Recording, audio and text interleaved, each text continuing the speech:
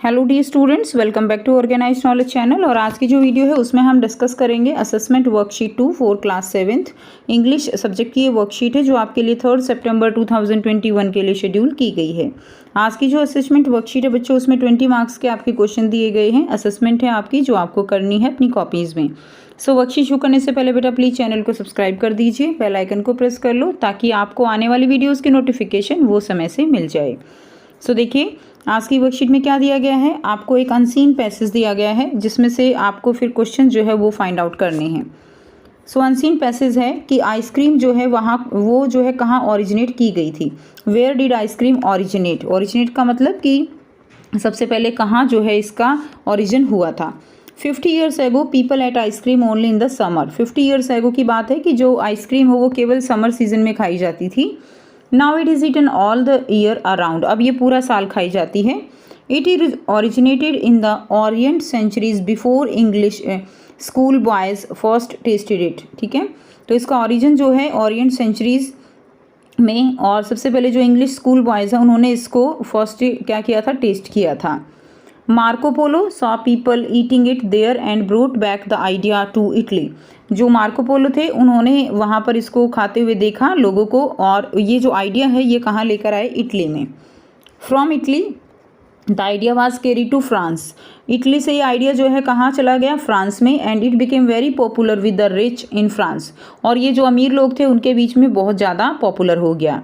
And an effort was even made to keep the recipes a secret from the common people. और ये भी पूरे effort किए गए रिच पीपल की तरफ से कि इसकी जो रेसिपी है ये कॉमन पीपल के बीच में फेमिलियर ना हो।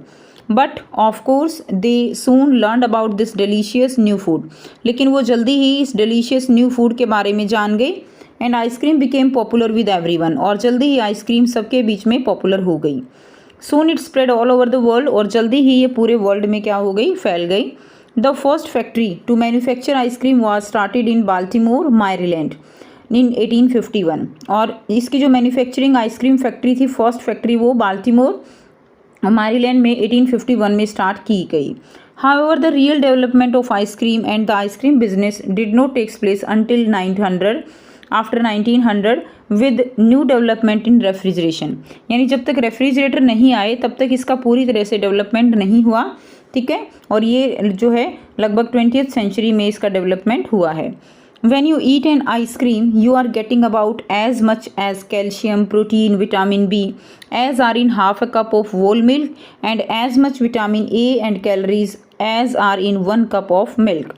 या इसमें क्या बताया गया है कि जब आप आइसक्रीम खाते हो तो उसके अंदर जो है न्यूट्रिएंट्स हैं, कैल्शियम, प्रोटीन और विटामिन बी में विटामिन बी जो आपको मिलता है आइसक्रीम से वो उतना है लगभग जितना आप आधा कप दूध पी लेते हो। ठीक है, एंड जो विटामिन ए और कैलोरीज हैं वो इतनी है जितनी कि 1 कप मिल्क में। ये आपको यहाँ पर बताया गया है। अब आपको देखिए यहाँ पे कुछ क्वेश्चंस दिए गए हैं। फर्स्ट क्वेश्चन क्या है, answer the following question, 1 mark each है। फर्स्ट है, in which season was ice cream eaten earlier. कौन से सीजन में आइसक्रीम जो है वो खाई जाती थी। तो बच्चा यहाँ से ही आप आंसर लिख देंगे, people ate ice cream only in summer.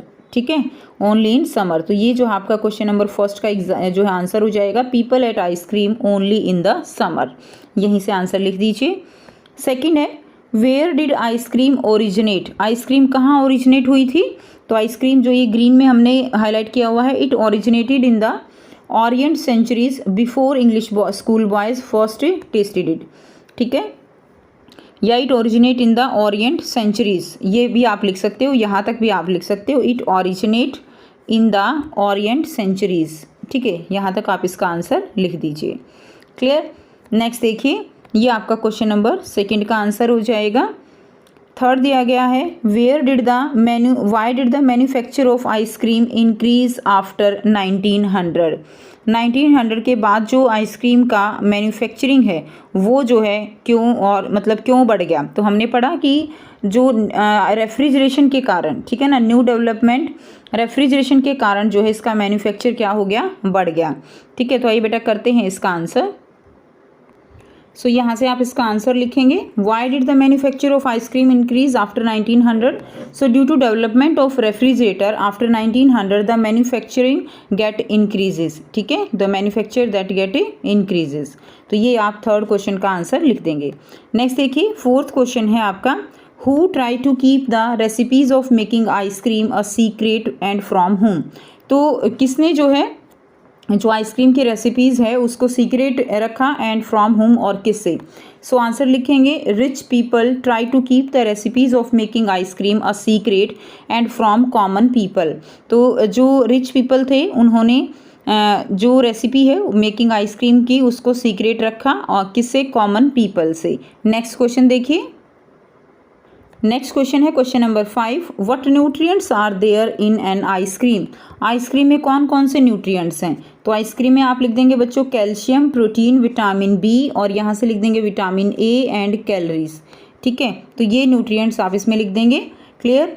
Calcium, protein, vitamin B, vitamin A and ये बस ये लिख दीजिए, calcium, protein, vitamin B, vitamin A. Okay, तो ये आपका जो है 5th क्वेश्चन का आंसर हो जाएगा। नेक्स्ट देखिए, क्वेश्चन नंबर 2 है, आंसर द फॉलोइंग क्वेश्चंस। तो 2 मार्क्स की ईच के ये क्वेश्चन है बच्चों, आपको यहाँ पे 4 क्वेश्चंस दिए गए हैं। ठीक है, तो आइए 4 क्वेश्चंस के आंसर करेंगे। सो फर्स्ट क्वेश्चन है, why did the king want to know the answers of the 3 questions? जो किंग है वो जो क्वेश्चंस है 3 उनके आंसर क्यों जानना चाहते थे? So he want to know the answers because he thought that he would never fail once he knew the answers of these questions. उनको क्या लगता था कि अगर उन्होंने तीनों क्वेश्चंस के आंसर जान लिए तो वो कभी भी फेल नहीं होंगे। He want to know the answers because he thought that he would never fail once he knew the answers of these questions. Second question देखिए, what were the questions 3 questions asked by the king? King ने जो question पूछे थे वो कौन कौन से थे? पहला क्वेश्चन क्या था? What is the right time to begin something? Second question, which people should he listen to? उनको किस लोगों को सुनना चाहिए? And third is, what is the most important thing for him to do? यहाँ पे हिम कर लीजिए, what is the most important thing for him to do? ठीक है, करने के लिए मोस्ट इम्पोर्टेंट थिंग जो है वो क्या है, कौन सा काम है? नेक्स्ट देखिए, क्वेश्चन नंबर 3 है, the poem the squirrel is written by. तो जो पोएम है द स्क्वायरल वो किसके जो है किसने लिखी है? सो दिस पोएम, आंसर है Mildred Bowers Armstrong is the poet of this poem. तो जो मिल्डर्ड बोवर्स आर्मस्ट्रॉन्ग इसके कौन हैं? इसके जो है पोएट हैं। नेक्स्ट देखिए, क्वेश्चन नंबर 4 है, who is he in the poem the squirrel? The squirrel जो पोएम है उसके में ही जो है वो कौन है? So he is the poet in the poem. जो पोएम है उसके अंदर ही कौन है? वो पोएट हैं। नेक्स्ट देखिए, नेक्स्ट है question number 3, choose the correct option to fill in the blanks. तो 1 मार्क का क्वेश्चन है, an application to principal for sick leave is an example of. तो ये किसका एग्जाम्पल है? ये फॉर्मल लेटर है, इनफॉर्मल है, नॉन फॉर्मल है या पब्लिक लेटर है? तो ये कैसा हो जाएगा बच्चों? हम एप्लीकेशन प्रिंसिपल को लिखते हैं, किसी ऑफिस में लिखते हैं तो वो फॉर्मल लेटर होते हैं। तो इसमें आंसर क्या फिल करेंगे आप? इसमें आंसर हो जाएगा फॉर्मल। नेक्स्ट देखिए, B, choose the correct spelling. Spelling आपको चूज़ करेक्ट करनी है, तो यहाँ से आपको दिखाया गया है ओबीडेंटली की स्पेलिंग है। क्लियर? तो ओबीडेंटली की स्पेलिंग ठीक क्या होती है? फर्स्ट आपको दी गई है OBEDIENTLY, सेकेंड OBEDIENTELY, थर्ड है OBIEDENTLY, OBIDIENTLY। तो बच्चों ओबीडेंटली की स्पेलिंग क्या होती है? OBEDIENTLY। ठीक है, तो ये जो है करेक्ट स्पेलिंग होती है ओबीडेंटली की। नेक्स्ट देखिए, तो इसमें आपका आंसर जो है वो कौन सा हो जाएगा? फर्स्ट जो है ये वाला आपका करेक्ट आंसर यहाँ से हो जाएगा। क्लियर है? ये वाली स्पेलिंग आपकी करेक्ट है। नंबर 4, क्वेश्चन नंबर 4 है, fill in the blanks using the appropriate article. Article यहाँ से आपको फिल करने हैं। सो देखिए क्या दिया गया है, Randeep has dash mango in his bag. तो रणदीप के पास क्या है? उसके बैग में मैंगो है, तो मैंगो के साथ क्या आएगा? कॉन्सोनेंट साउंड है ना, मैंगो, तो इसमें आ जाएगा ए। क्लियर? आर्टिकल होते हैं आपको पता है, ए एन द, ये क्या है? आर्टिकल हैं। ही इज़ एन MA, तो इसमें जो है क्या आएगा?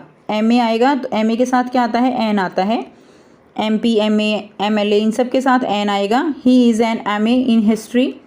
ही saw dash lion in his village last summer.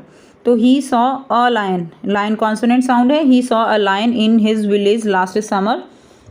Next देखिए, he is dash honest boy. तो बच्चों इसको बहुत सारे बच्चे इसको जो है पढ़ने में गलती करते हैं। ये होनेस्ट नहीं होता है, ये ऑनेस्ट होता है। इसमें एच जो है वो साइलेंट होता है, इसीलिए इसमें ओ की जो है वॉवल साउंड की आती है ओ। क्लियर? तो इसमें वॉवल साउंड कौन सी आती है? O, honest. तो इसीलिए इसमें क्या यूज़ करेंगे? He is an honest boy. An किसके साथ यूज़ करते हैं हम? जिसमें वॉवल साउंड होती है, ए ई आई ओ यू, जिसमें वॉवल साउंड होती है उसके साथ हम एन का यूज़ करते हैं। So he is an honest boy. He bought dash red umbrella. He bought a red umbrella for his grandmother. उसने अपनी ग्रैंड मदर के लिए रेड अम्ब्रेला खरीदा।